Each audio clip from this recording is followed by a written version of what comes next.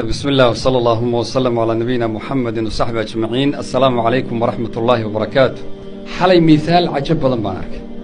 إذن كنا وأركتين إن بدن وكمدا مركلنا مثال عجب بدن بان أركي إذن كنا وأركتين لكن عبرو إيو تصالة إنه قصوغا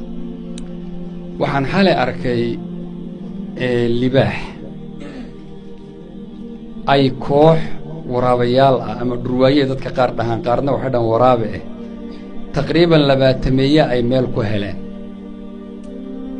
مركا إني عنان بين ربان إسنين يسكر دعيه الربا واللباح وقرنيسا ولا قوض عرري جريسو ما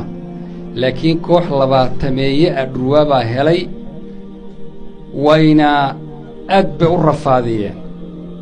ميل حنبي حالدو كقاردي meel markuu bado mid baa dhinac qabsada waa ku dhagaa mid buu ku ordaa kii kala qabta isagoo xaaladdu ku xunta baa meel fog waxa ka arkay saaxiibkii oo libaax kala ah orod buu soo qaaday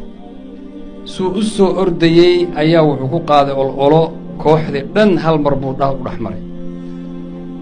yacni minutes wax ka yar second ayay meeshii ku baneeyeen waa carareen labadii libaax baa isu yimid waxaad moodaa in laba qof oo is salaamay meel bay fariisteen markaas dhinac loo seexay misaalkaas muxuu idin tusi karaa qofka kaliya sidaas loo cunaa qofka dad ku tiirsan sidaas uu badbaadaa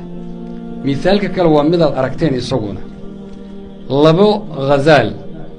deerana dadka qaar baa yidhaahda garanuugna dadka qaar baa yidhaahda wad aragteen baan u falaynayaa wax badan oo ka mida geesa leh labadoodii laba shay is cunaya iyagoo saa isu cunayoo geesihii iskula jira oo geesihii isla galay oo kala bixi waayey boo libaax u yimid mid buu qabsaday iyadoo tii kale geesaha kula jiro halkii ku cunay waxaa u haysa walaasheed middii kale u haysa way u xajinaysaa tartiib meeshu ku dhammeeyey saasoo ku cunay labadoodu way is cunayeen laakiin cadowgoodii baa cunay waxaan dareemayaa inaad fahmi karaysaan ahamiyadda ay leedahay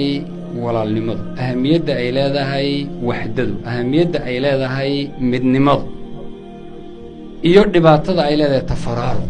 iyo kala tagu